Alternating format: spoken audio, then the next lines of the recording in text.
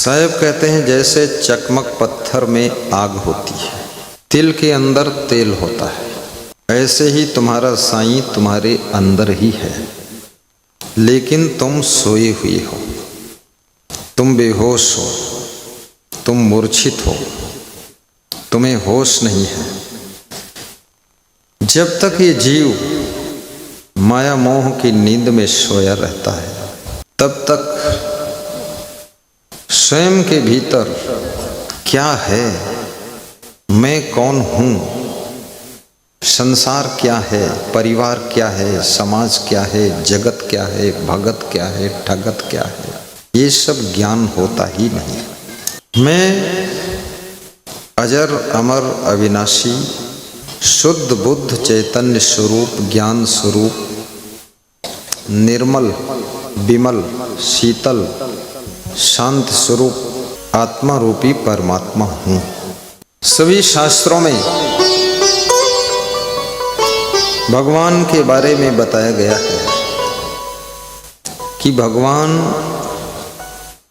बाहर नहीं है, भगवान आपके भीतर है। तुलसीदास भी कहते हैं घट में है सूझे नहीं, लानत ऐसी जिंद। ऐसे जिंदा लोगों को लानत है, धिक्कार है कि उनके घट में है और उनको सूझता नहीं है। तुलसी या संसार को भयो मोतिया बिंद। तुलसीदास ने टाइट शब्दों में कहा है कि सबको मोतिया बिंद हो गया, इसलिए दिखाई नहीं देता है। ये माया मोह का मोतिया बिंद हुआ है। जब आपके चर्म नेत्रों में मोतिया बिंद आता है तो डॉक्टर ऑपरेशन कर देता है, लेकिन आपके मन पटल पर जब मोतिया बिंद आता है माया मोह का, इसका ऑपरेशन कौन करेगा? इसका ऑपरेशन कोई सद्गुरु अपने सत्संग ज्ञान के द्वारा करता है। और जब माया मोह का मोतिया बिंद हटता है तो सब सत्य दिखाई देने लगता है। इसलिए गुरुदेव से जुड़ना जरूरी है। अभी श्री प्रवेश मिश्रा जी बता रहे थे गुरुदेव से मैं जुड़ा, तब से धीरे धीरे हमारी उन्नति भी हुई है।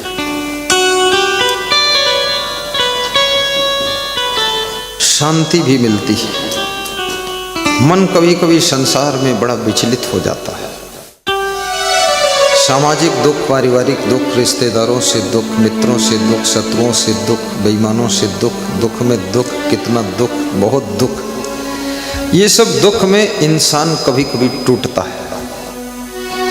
जिस परिवार के लिए तुम बहुत कुछ करते हो, परिवार भी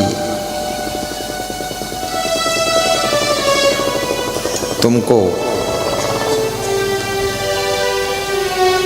ऐसे साइड करता है जैसे दूध में से मक्खी निकालकर साइड में फेंक दी जाती है। तुम्हें तो बड़ा नाज था कि मैं इस फैमिली का हेड हूँ, ये हूँ, वो हूँ, मार्गदर्शक हूँ, डायरेक्शन देता हूँ, मैं सब फिक्र कर रहा हूँ, इसका डेवलप कर रहा हूँ। लेकिन परिवार के सदस्यों ने मिलजुल कर ऐसा डेवलप किया कि तुमको निकाल के फेंक दिया।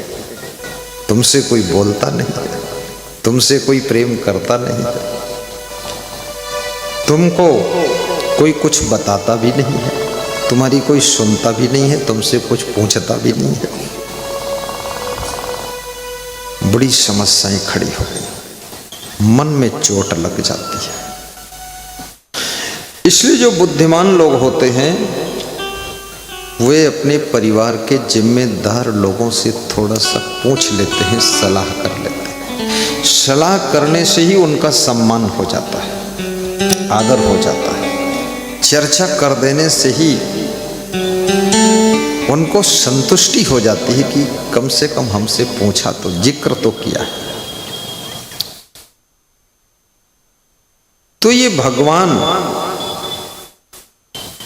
सबके भीतर छुपा हुआ है। अब प्रश्न ये खड़ा होता है कि भगवान सबके भीतर छुपा हुआ क्या कर रहा है? ये प्रकट क्यों नहीं होता है? ये कब तक छुपा रहेगा? छुपता तो चोर है, भगवान क्यों छुपा?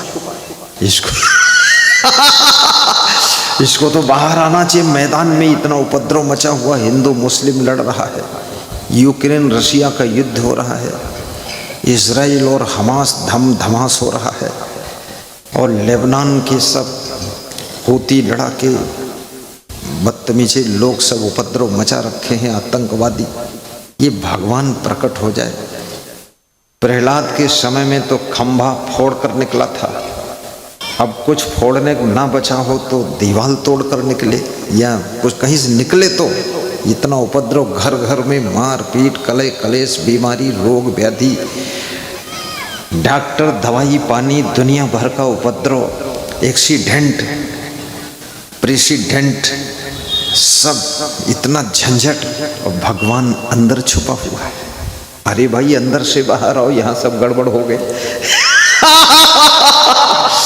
मेरे अंदर भी कभी कभी संदेह होता कि यार ये अंदर क्या कर रहा है, बाहर क्यों नहीं आता है, अंदर कब तक बैठे रहोगे, बाहर बहुत उपद्रव मचा हुआ है, बाहर आइए आप।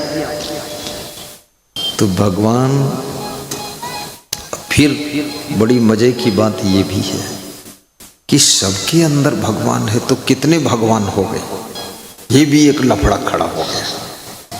आज पहली बार ये बोल रहा हूं ताकि तुम्हारे अंदर भी डाउट पैदा हो जाए। और ये सब भगवान हैं, इनकी शक्ल सूरत और इनके कर्म, इनके स्वभाव, इनका खान पान, रहन सहन, उठना बैठना भगवान जैसा तो दिख नहीं रहा है। कोई दारू पी रहा है, कोई सिगरेट पी रहा है, कोई पान मसाला खा रहा है, कोई गाली गलौज कर रहा है, कोई मारपीट कर रहा है, कोई चोरी कर रहा है। चोर के अंदर भी भगवान बैठा है, पुलिस के अंदर भी भगवान बैठा है, और जिसके घर चोरी हुई उसके अंदर भी भगवान बैठा है, और जज के अंदर भी भगवान बैठा है। सब भगवान ही भगवान के साथ उपद्रव मचाए हैं। एक चोर का भगवान सेठ के भगवान घर चोरी करते, फिर पुलिस का भगवान ही चोर भगवान पकड़ते हैं। फिर कोई रिश्वत ले रहा भगवान, और एक भगवान जज बना बैठा, वो फैसला करते। तो ये भगवान में कोई तालमेल नहीं बन रहा है। कैस कैस भगवान है, कौने कौने मॉडल करें। एक भगवान दारू बनाए रहा है, दूसरा भगवान दारू की दुकान खोले दारू बेच रहा है, और तीसरा भगवान खरीद के दारू पी रहा है, और चौथ भगवान दारूहा के दो लाते मार रहा है। आज ये पोल खुल गई, क्या मामला है, कैसा भगवान। वो देखो खुश हो गया। और फिर पत्नी भी भगवान, और पति भी भगवान, लड़कम भगवान, बापम भगवान, और दादाजी में भगवान, और इतने भगवान। तब वो घर घर भंगारी मची। पति पत्नी भिड़ जाते हैं, कहते हैं भगवान भगवान, लपटी लुपटा हुई गए, कौन भगवान जीती कौन गिरी है। बड़ा खतरनाक मामला है। अब इस विषय पर सब लोग लीपा पोती करते। आज हमारे मन में विचार आवा, विचार तो बहुत दिन से रहे पर डरन मारे कही तो नहीं रहे, आज कही देना खोल के। एक बाप भगवान है, वो अपने लड़के भगवान से कहता स्कूल काहे नहीं जाते, तो लड़का कहता हम स्कूल ना जाइए, मास्टर बहुत मारत है। मास्टरों में भगवान है, वो कूटत खूब है दूसरे भगवान के। डॉक्टर में भी भगवान, रोगी में भगवान। अब रोगी के यहाँ और कमजोर करते डॉक्टर। डॉक्टर की दवाई सस्ती है, डॉक्टर के यहाँ 10 दिन भर्ती हो जाओ, वो 2000 रुपये रोज का जोड़ता है, 5000 जोड़ता है, तो कहता है 10 दिन का तो 30,000, तो ये हो गया आपका कमरे का किराया।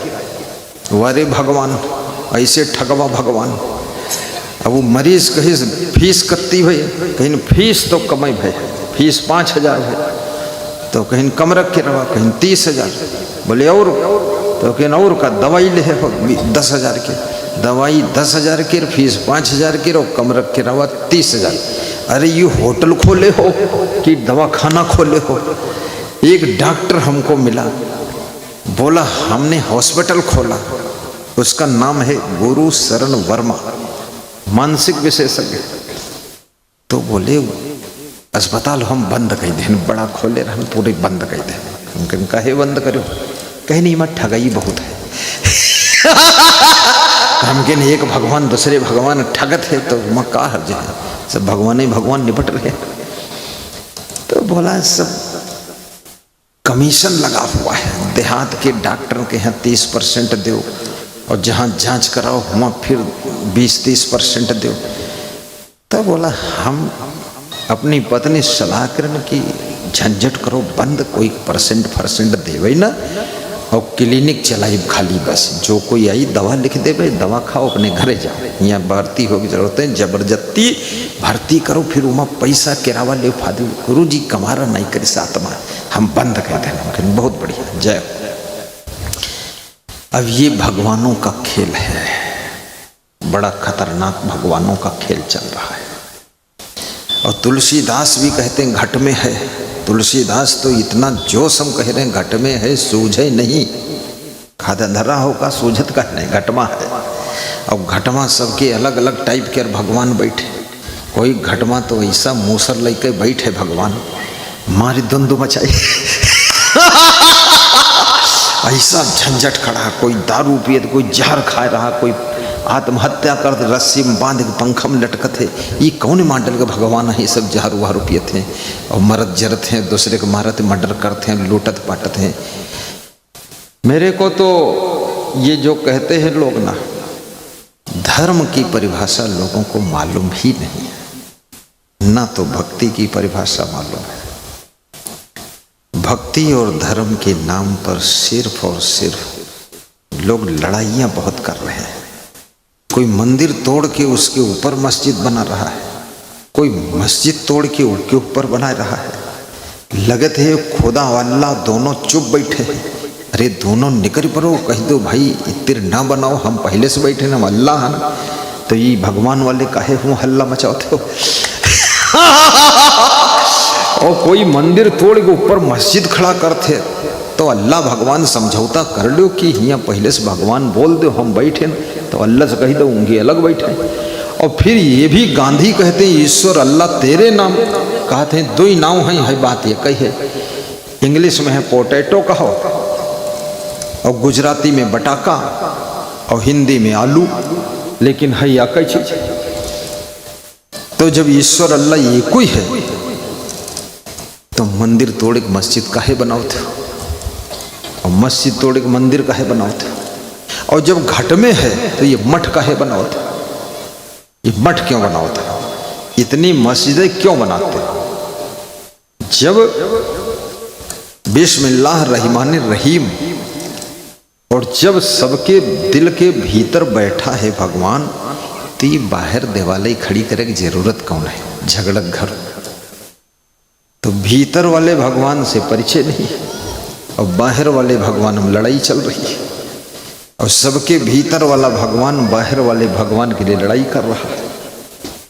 ये बड़ी समस्या पैदा हो गई। न हिंदू को ज्ञान है, न मुस्लिम को ज्ञान है, न तो किसी को ज्ञान है कि भगवान का रूप क्या है, भगवान के लक्षण क्या होते हैं सबके। अब मैं अपनी परिभाषा बता दूं, बुरा तो नहीं मानूंगा, मुंह से बोलो, तुम कहे नहीं बोलत, चुप्पे बैठे हो, हंसत खूब हो, बोलत बिल्कुल नहीं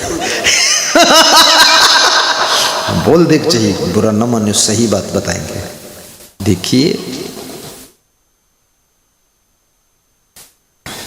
जैसे दूध है, दूध तो दूध है, लेकिन नींबू डाल दोगे तो फट जाएगा, दूध में गोबर मिला दोगे तो पूरा खराब हो जाएगा, दूध में दही मिला दोगे तो दही बन जाएगा, और दूध में चाय मिला दोगे तो चाय बन जाएगी, और दूध में कॉफ़ी मिला दोगे तो कॉफ़ी बन जाएगी, दूध में चावल शक्कर मिला दोगे तो खीर बन जाएगी। लेकिन दूध मूल है, मुख्य रूप से दूध है, दूध में जो मिलाओगे वो बन जाएगा।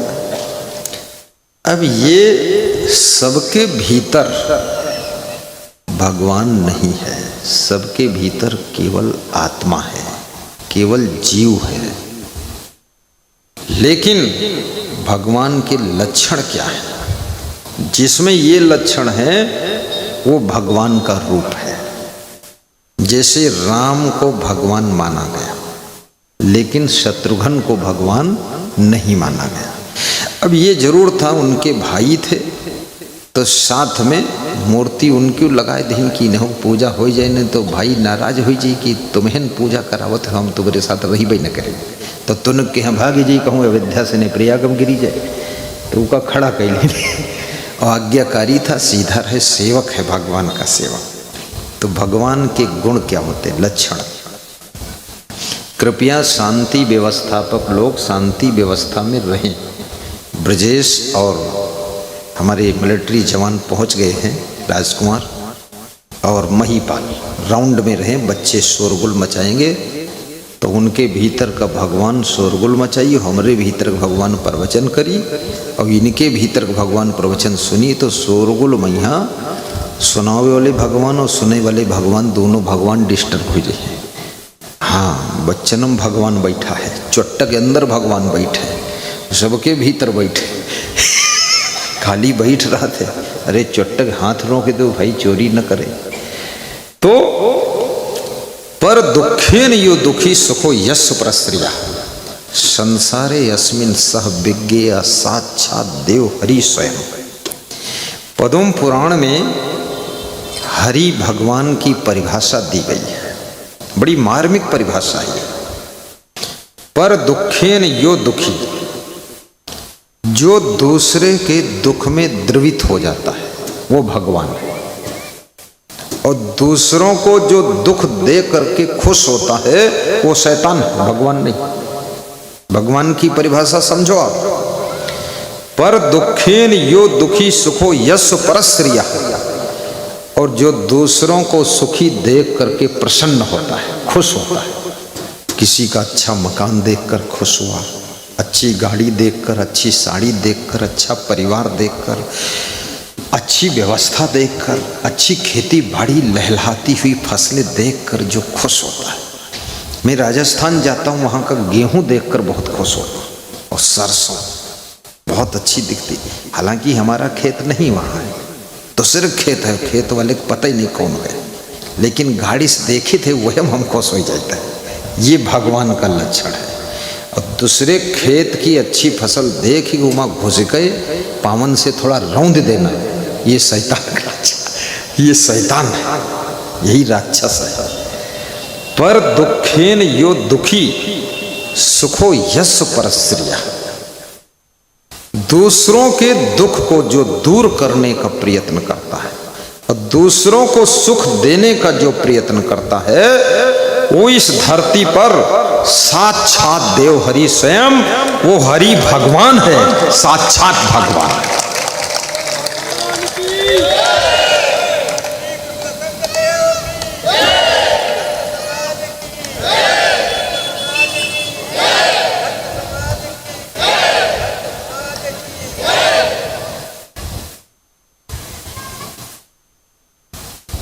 भगवान दुख हरता है, वो दुख नहीं देता है, दुख हर लेता है। यदि आप किसी के दुख को दूर करते हैं तो ये भगवान का कार्य कर रहे हैं, भगवत कार्य कर रहे हैं, इसलिए आप भगवान का रूप है। नीति शास्त्र में लिखा हुआ है भगवान के लक्षण क्या है। भगवान के लक्षण, धर्मे तत्परता, मुखे मधुरता, दाने समुत्साहिता, मित्रे अवंचकता, गुरो विनयता, चित्तैत गंभीरता, आचारे शुचिता, गुणे रसिकता, शास्त्रेषु विज्ञात्रता, रूपे सुंदरता, शिवे भजनता, तुयमस्ति वै राघवा। हे राघव, हे राम, तुम भगवान इसलिए हो जो धर्म के लिए तत्पर है, धर्म के कार्यों के लिए।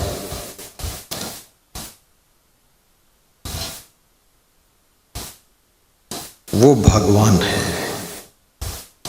जो धर्म की रक्षा करता है, धर्म को बढ़ाता है और धर्म की राह पर चलता है। वो भगवान का रूप है। पति का धर्म, पत्नी का धर्म, पुत्र का धर्म, पिता का धर्म, माँ का धर्म, सासू का धर्म, ससुर का धर्म, गुरु का धर्म, शिष्य का धर्म, मित्र का धर्म, पड़ोसी का धर्म, रिश्तेदार का धर्म, मेहमान का धर्म, नौकर का धर्म, मालिक का धर्म, पुलिस का धर्म, डॉक्टर का धर्म, मरीज का धर्म, मिलिट्री का धर्म। जब जब मनुष्य अपने अपने धर्म को छोड़ता है तब तब दुखों का जन्म होता है। जब पत्नी पत्नी का धर्म छोड़ देती है, पति पति का धर्म छोड़ देता है, पुलिस पुलिस का धर्म छोड़ देती, साधु साधु का धर्म छोड़ देता है, गुरु गुरु का धर्म छोड़ देता है, मिलिट्री मिलिट्री का धर्म छोड़ देती है, डॉक्टर डॉक्टर का धर्म छोड़ देता है, डाकू का धर्म अपनाता है। बस वहीं से दुख की कहानी शुरू हो जाती है। सुख चाहते हो तो अपने अपने धर्म को याद रखो कि हमारा धर्म क्या है। आप किसी के पुत्र हो, एक एक जीव के 18 नाते होते हैं, 18 रिश्ते होते हैं बाबा जी। एक जन्म की पुत्री मरकर अगले जन्म में है पत्नी बन जाती है, फिर आगामी जन्म में माता बनकर पैर पुजाती है, वही आत्मा शरीर बदलकर मां बनकर आती, उससे तुम्हारा जन्म होता है। पिता पुत्र के रूप जन्मता बैरी बनता भाई, और पुत्र त्याग कर देह कभी बन जाता सगा जमाई। ये आत्मा किसी का कोई नातेदार नहीं है, शरीर के रिश्ते। शरीर बदला रिश्ता चेंज हो जाएगा। और जहां जहां जिस जिस आत्मा की जो जो रुचि है वहां वहां जा करके वही वही शरीर को धारण करके वहां जन्म लेता है। तुम्हारे इंटरेस्ट से ही तुम्हारा जन्म होता है, ये साधारण नहीं, राउंड में इंटरेस्ट। जिनको मांस खाने में इंटरेस्ट है वे कुत्ता, बिल्ली, शेर, बाघ, भेड़िया, गिद्ध बनेंगे, उनको वही जन्म मिलेगा। खूब खाओ मांस। मनुष्य जीवन में मांस खाने में झंझट बहुत है, छिपा के ले जाना पड़ता है, फिर अलग पकाना पड़ता है। घर में कहीं पत्नी कहती हम नहीं खाई, हम न पकाई, तो अलग कढ़ैया ले बैठे आलू पकाओ का किल नहीं हो, मांस पकावत है। फिर जार भूंज के वहाँ प्याज वाज डायरेक्ट खा दे, इमा झंझट बहुत है। और जब गिद्ध बन गए पकाने की जरूरत ही नहीं, सब नोच नोच खाओ और खरीदने की जरूरत नहीं। कुतवा बन गए बस मरा हुआ जानवर वह पेट मोड़ डायरेक्ट नोच खाओ कच्चे। तो मांसाहारियों को मांसाहारी योनियों में जन्म लेना पड़ेगा।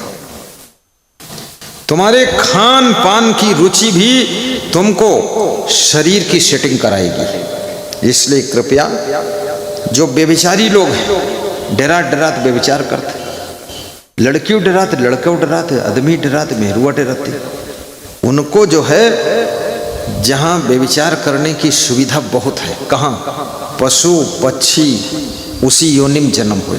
बंदर के यहाँ कोई डर नहीं, सब जगह बेविचार कर लेते। बंदर बनी हो बंदर, कुत्ता बनी हो कुत्ता, बिल्ली, फिर खूब करो बेविचार, सड़क पर करो, तलिए के पास करो, चाहे जहाँ करो, वत्ता ही धंधा ही रही तुम्हारा, और कोई धंधा ही नहीं। अब अभी मनुष्य जीवन मिला है तो बंदर वाली आदत छूट नहीं है। अब की बंदर ही बनी हो तुम, बंदर की योनि से, कुत्ता की योनि से तुम आए हो, कबूतर की योनि से मनुष्य शरीर मिला है, कोई पुण्य था।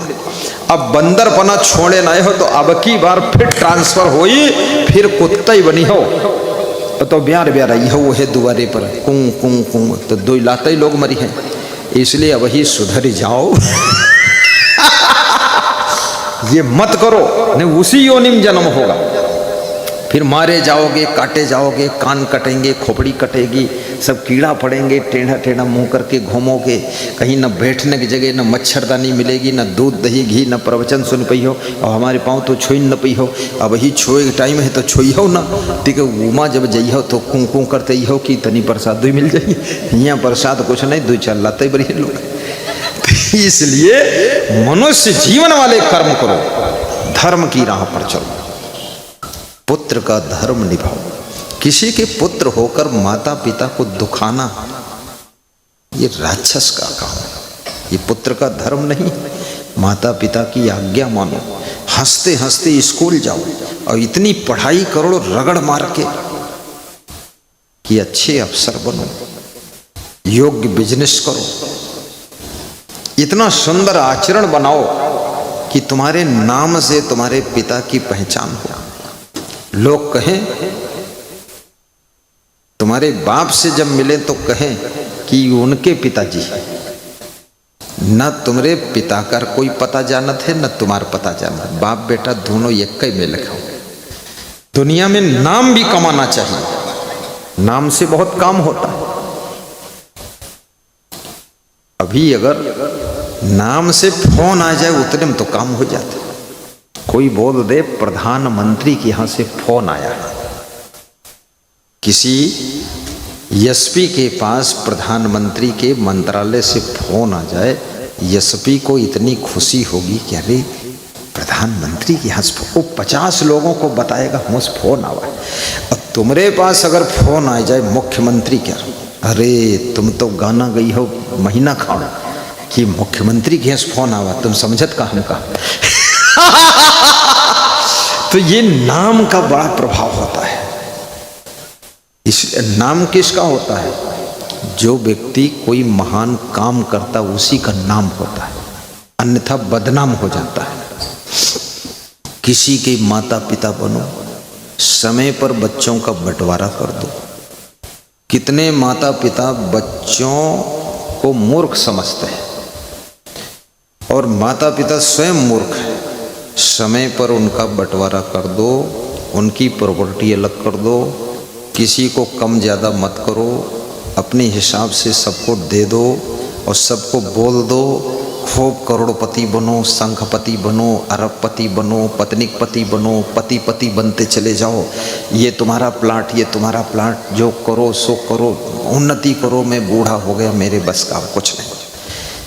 थोड़ा अपने बच्चों को भी कारभार अधिकार जिम्मेदार बनाइए, अन्यथा आपके बच्चों की आदत बिगड़ेगी, आलसी मक्कार बनेंगे, कामचोर बनेंगे, ये कुछ भी नहीं कर पाएंगे, इनका फ्यूचर बर्बाद हो जाएगा। और समय निकला जा रहा है।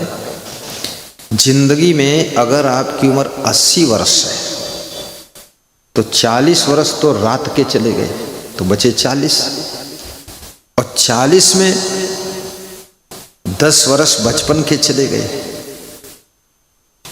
तो बचे 30, 30 में 10 साल चले गए बुढ़ापे के तो बचे 20, और 20 में तुम कुछ कर नहीं रहे हो। बाप तुमको चांस नहीं दे रहा, करने का मौका नहीं दे रहा, बाप बंटवारा नहीं कर रहा है, कहता जो तुम्हें करे कैसे खाली हाथ करो जाए। इतना मूर्ख बाप है ये। अरे बेटे का जो हिस्सा है दे दो, कम से कम मुट्ठी भर अगर गेहूं मिल जाए तो मुट्ठी भर से 1 बोरी गेहूं पैदा किया जा सकता है, और 1 बोरी गेहूं मिल जाए तो उससे 50 कुंटल गेहूं पैदा किया जा सकता है। कुछ तो पूंजी दे दो बच्चे को, बहू को, उन्नति करने दो और विकास करने दो।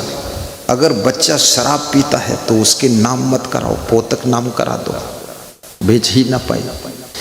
बच्चा अगर तुम्हारा बहुत डिस्टर्ब है, इधर उधर गड़बड़ सड़बड़ मचाता है, बस पोता के नाम करो, बस छुट्टी इनका काम। या बहू के नाम कर दो, बस ठीक। और बहू बेटा दोनों गड़बड़ है तो पोतक चुन लो, और पोता गड़बड़ है ही नहीं अभी, और फिर इतना बड़ा ठेका तुमने लिया भी नहीं है, तुम मर जाओगे। कौन किसका पोता, कौन किसका लीपा, और कौन किसका बाप। चलो मरो, निकलो ही इस फल।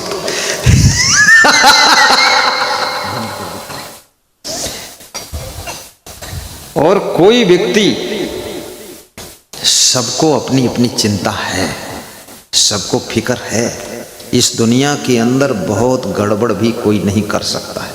ज़्यादा गड़बड़ करोगे पुलिस अरेस्ट करेगी, ज़्यादा गड़बड़ करोगे जेल में रहोगे, ज़्यादा गड़बड़ करोगे बीमार बहुत हो जाओगे, सब शरीर तहस नहस होकर अस्पताल में रहोगे, ज़्यादा गड़बड़ करोगे गांव वाले जुटकर पिटाई करेंगे तुम्हारी।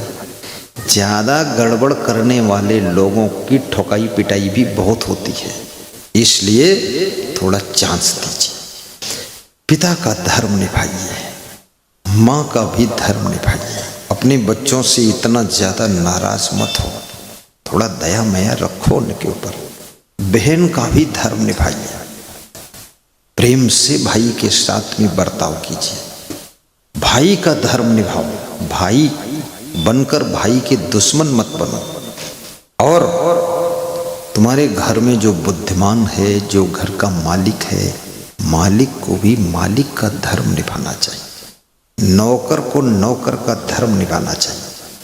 30 वर्ष पहले मैं उत्तर प्रदेश में ही सीतापुर जिले में एक गांव में प्रवचन करने गया, तो प्रवचन खत्म हुआ रात में 9 बजे। फिर बरसात हुई जोर से, तो जिनके घर में ठहरा था वो डॉक्टर थे, तो उनके नौकर ने उनसे कहा कि हमको फावड़ा दे दो, लालटेन दे दो या टार्च दे दो, तो हम जरा खेत तरफ जाएंगे।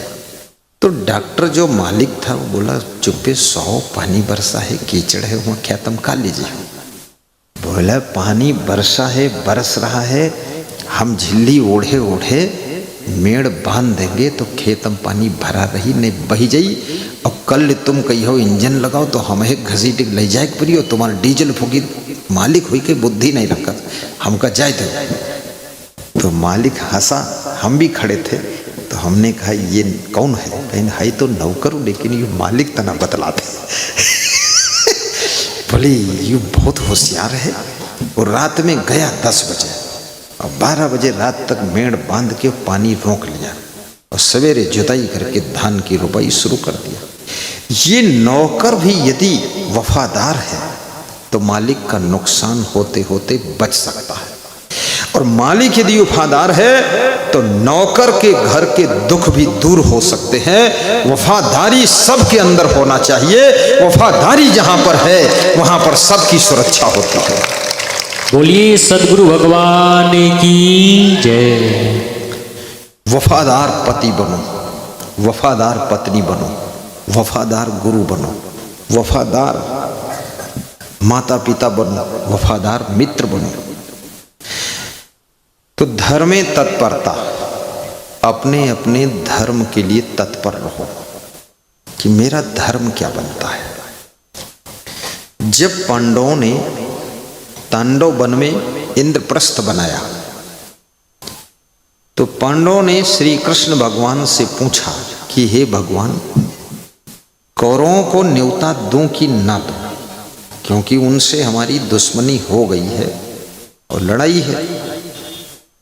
कृष्ण भगवान ने कहा न्योता, प्रथम न्योता कौरवों को भेजिए, इस न्योता से अच्छा रहेगा, नहीं तो लड़ाई और बढ़ेगी। न्योता भेजा, दुर्योधन आए, द्रौपदी ने हंसी किया और लड़ाई बढ़ गई। किसी की हंसी करना, इससे भी दुश्मनी बढ़ती है। इसलिए कहाँ हंसना चाहिए, कितना हंसना चाहिए, कैसे हंसना चाहिए, कब हंसना चाहिए, किस ढंग से हंसना चाहिए, ये भी विवेक होना चाहिए। हंसना, खांसना, मुस्कराना अच्छी चीज है, लेकिन अगर गलत जगह पर आपने हंस दिया तो आपका हंसना बहुत खतरनाक हो सकता है। इसमें विवेक रखो।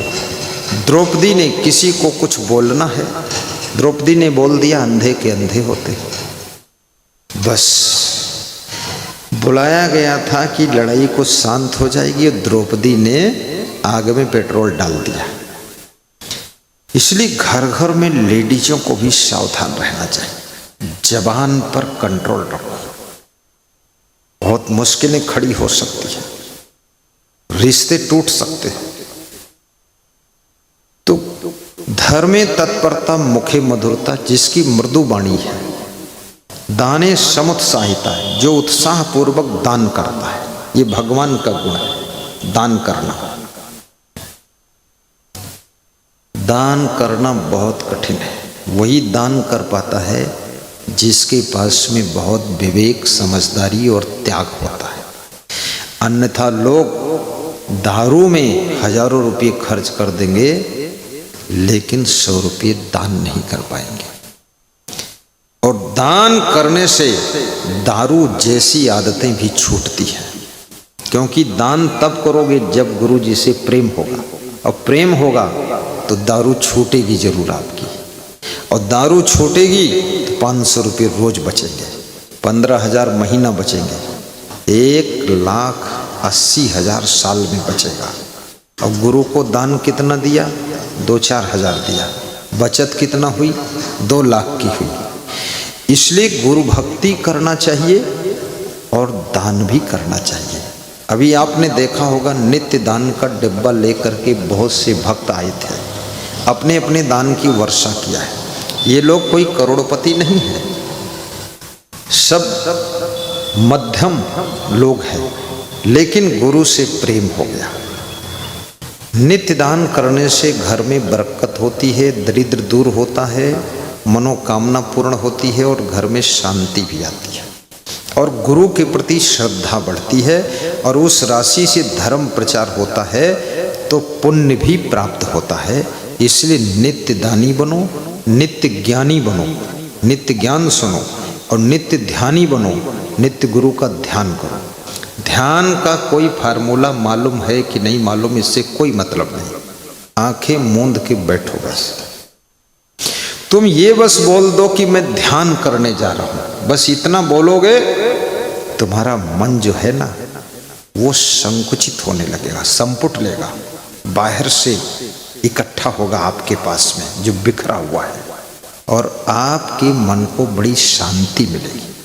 कम से कम 5 मिनट सुबह, 5 मिनट शाम को ध्यान कर लो। आप कुछ ना कर पाओ ऐसे बस, इससे भी क्रोध शांत होगा, इससे भी मन बहुत शांति पाएगा, और ऐसा करने से भी आपके मन के अंदर बड़े नवीन विचार आएंगे, एक नया ज्ञान प्रकट हो जाएगा। थोड़ा आंख बंद करके बैठना, बैठ ना पाओ तो लेट जाना, बंद रखो आंख, और नींद आ जाए तो समझ लो पूरा ध्यान लग गया, सो जाओ, 8 घंटे पड़े रहो। नींद आ जाए ध्यान में तो समझ लो सच्चा ध्यान लगा है, क्योंकि अब शरीर की भी फिक्र नहीं रह गई, अब ध्यान की भी फिक्र नहीं रह गई। इतना ध्यान में डूब गए कि सो गए, तो समझ लो पूरे ध्यान में तुम डूब चुके हो। अब 8 घंटे बाद ध्यान खुलेगा, सो जाओ ध्यान में। लेटे लेटे भी ध्यान करो, बैठे बैठे कमर दर्द होगा, रीढ़ में दर्द होगा, लेट जाओ, बिछौना बिछा लो बस। मैं ऐसे ही ध्यान रोज करता हूँ। शाम को जब लेटता हूँ पहले ध्यान कर लेता हूँ, और ध्यान में ही नींद शुरू हो जाती, उसी में विश्राम हो जाता है, और सवेरे आँख खुलती बिल्कुल रिलैक्स हो गए। ऐसा ध्यान करो। और हमेशा ध्यान में पहले ये सोचो कि मेरे माता पिता का उपकार क्या है हम पर, मेरे गुरु का उपकार क्या है, भाई बहन का उपकार क्या है, इसको याद करो। परिवार का उपकार क्या है, मेरे गांव का उपकार क्या है, मंत्री मिनिस्टरों का उपकार क्या है, बड़े बड़े उद्योगपतियों का उपकार क्या है, मेरे गांव में दुकान है उससे हमें क्या उपकार है। सामान लेने के लिए 10 किलोमीटर दूर जाओगे, 10 आओगे, 10-10 मिनट खर्च होंगे, आधा घंटा आने जाने में। अगर 1 घंटे में 50 रुपये कमाते तो 25 रुपया तो वो खर्च हुआ। फिर आप गए वहाँ, 1 लीटर पेट्रोल खर्च हुआ, मान लिया आधा लीटर, तो 50 रुपया ये खर्च हुआ, 75 फादिल हुए। गांव में सामान मिल गया, 5 रुपये उसी को फादिल दे दो, बात खत्म। जानबूझ के उसी को 10 रुपये ज़्यादा दे दो। अब फोन कर दो सामान आ जाए तो 20 रुपये ज़्यादा दे दो। अपने जाना नहीं पड़ा, समय बच गया, पेट्रोल बच गया, मोटरसाइकिलों बच गए और घर बैठे सामान आ गया। घर पहुँच सेवाएं बहुत से दुकानदार करते हैं। घर में लो सामान फर्स्ट क्लास, एक साथ मंगा लो, लिस्ट व्हाट्सएप कर दो कि इतना इतना चाहिए और फिर आ जाए। एक छोटा सा तराजू रखो, उस पर तौल तौल कर देख लो, कम ज़्यादा तो नहीं, बस ले लिया। खोल के देख लो, सड़ा गला तो नहीं।